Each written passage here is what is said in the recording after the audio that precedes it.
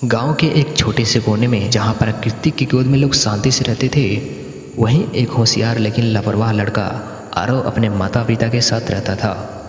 आरव हमेशा अपने दोस्तों के साथ खेल कूद में मस्त रहता, लेकिन पढ़ाई और कामों को लेकर गंभीर नहीं था। उसके माता पिता उसे समझाते, लेकिन वह हमेशा अपने कामों को कल पर टाल देता था। गांव में एक बुजुर्ग व्यक्ति थे जिन्हें सभी प्यार से दादाजी कहते थे।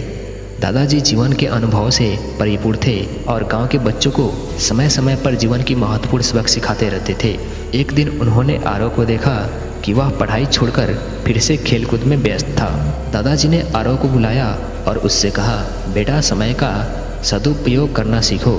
जो समय एक बार निकल जाता है वह फिर कभी लौट कर नहीं आता। समय की बर्बादी जीवन की सबसे बड़ी बर्बादी है। कुछ महीनों बाद गांव में एक बड़ी परीक्षा की घोषणा हुई, जिसमें पूरे राज्य से बच्चे भाग लेने वाले थे।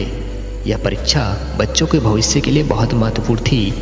आरव के दोस्तों ने मेहनत से तैयारी शुरू कर दी, लेकिन आरव ने सोचा कि परीक्षा अभी दूर है और उसने अपनी पढ़ाई को टाल दी। वह खेलने कूदने में व्यस्त रहा, जबकि उसके दोस्त दिन रात मेहनत कर रहे थे। परीक्षा का दिन आ गया। आरव ने बिना तैयारी के ही परीक्षा देने का निर्णय लिया। परीक्षा में सवाल बेहद कठिन थे और आरव को आत्मविश्वास टूट गया। उसने जैसे तैसे परीक्षा की पूरी की, लेकिन उसे पता था कि वह असफल होने वाला है। परीक्षा के परिणाम आए और जैसा कि आरव ने सोचा था, वह असफल हो गया। वह बहुत निराश हुआ और रोते हुए दादाजी के पास गया।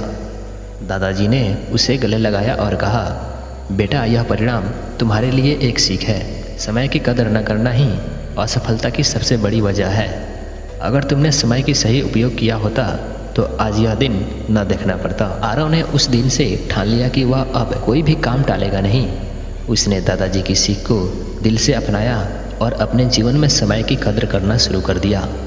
उसने मेहनत से पढ़ाई की, अपने काम समय पर पूरे किए और धीरे धीरे सफलता की सीढ़ियाँ चढ़ने लगा। कुछ सालों बाद आरव एक सफल व्यक्ति बन गया। उसने जीवन में कई बड़ी उपलब्धियां हासिल की और लोग उसकी तारीफ करने लगे। आरव को यह एहसास हो गया था कि समय की कदर करने वाला व्यक्ति ही जीवन में सच्ची सफलता पा सकता है। आरव की यह कहानी गांव में सभी बच्चों के लिए प्रेरणा बन गई। दादाजी ने सभी को समझाया कि जीवन में सफलता पाने के लिए सबसे बड़ा मंत्र समय की कदर करना होता है। इसलिए समय का कदर करना सीखो।